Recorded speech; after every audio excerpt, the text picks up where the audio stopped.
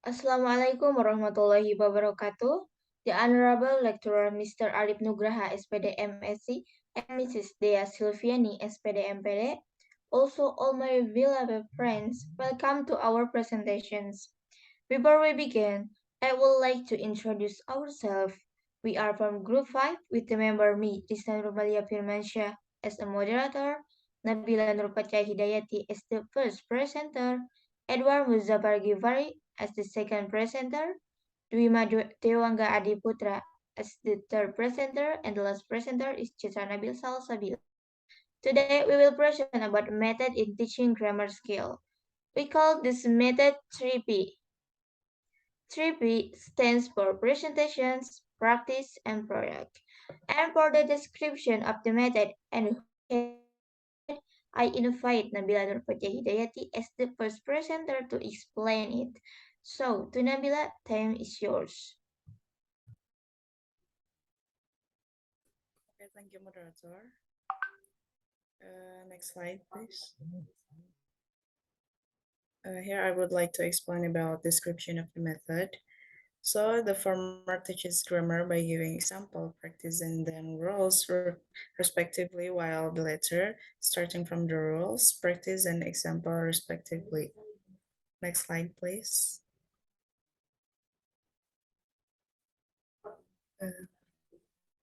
And who can use this method? This method can use by middle school and high school students. And I would like to give it back to the moderator. Alright, thank you to Nabila. And next we will learn about the principle and procedures of this method that will be given by the second presenter. So, please welcome Edward Muzaffar Gifari. All right, thank you, moderator. And I would like to explain the principle of the method. This method is principled in the learning theory of constructivism, where the teacher builds student skills. In this context, in the field of the grammar, by applying the student-centered learning system, but also do not fully release the student to do as they please, where the teacher also still has a large role in this learning, so that there will be a balance in this learning method. The process is also directed with several examples. And the next thing I would like to present is the mention of procedures that is used during this method. The first step is students are given some examples of similar types, and the second, students try to find out similarities by analyzing or observing these examples. And the third point is students are asked to draw some conclusion. And the fourth step is the teacher will give the rules and give you example and ask her pupils to verify the rules. And that's all from me. I'll give it back to the moderator. Thank you, Edward. And next turn is for the third presenter, Dwi Dewangga Adiputra, that will explain about the advantage and disadvantage of using this method. So for Dreama, time is yours. Okay, thank you to the moderator for giving me the opportunity to explain this material. And now I will talk about the advantage of this method. Number one is the learner is more active in the learning process rather than being a passive recipient. Second is this increased engagement may help the learner to develop a deeper understanding and help fix the language being learned. And the last thing is this could also promote the strategy of noticing in the student and enhance learner autonomy and motivation. And next, I will talk about the disadvantage of this method. First, inductive learning can be more time and energy consuming and more demanding of the teacher and the learner. Second, it is also possible that during the process, the learner may arrive at an incorrect inference or produce an incorrect or incomplete rule. Thirdly, an inductive approach may frustrate learners whose personal learning style and/or past learning experience is more in line with being taught via a more teacher-centered and deductive approach.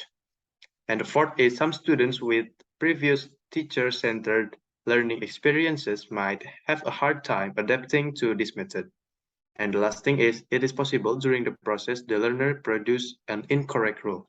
And maybe that's all from me. I'll give it back to the moderator. Thank you, Duima. Alright, the last turn is for Nabila Nurfatia Hidayati and Citra Nabil Salsabila as the last presenter.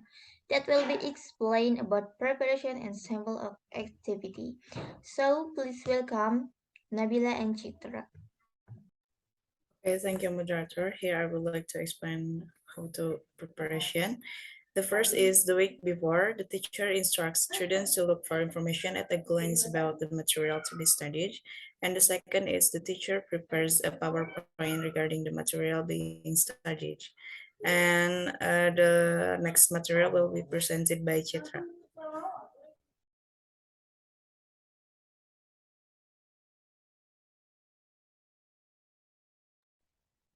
Okay, thank you. I will explain about the core activity.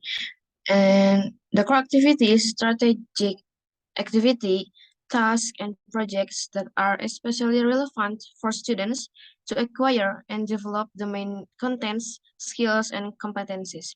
And there are three main points in the core activity. And the first is presentation, and the second is practice, and the third is product.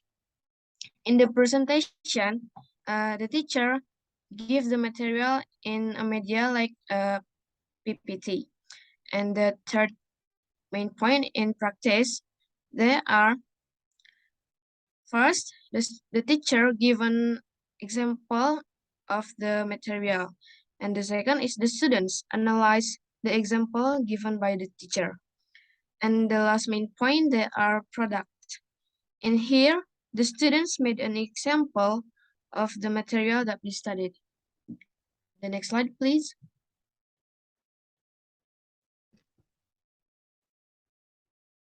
And the last is warming down activity.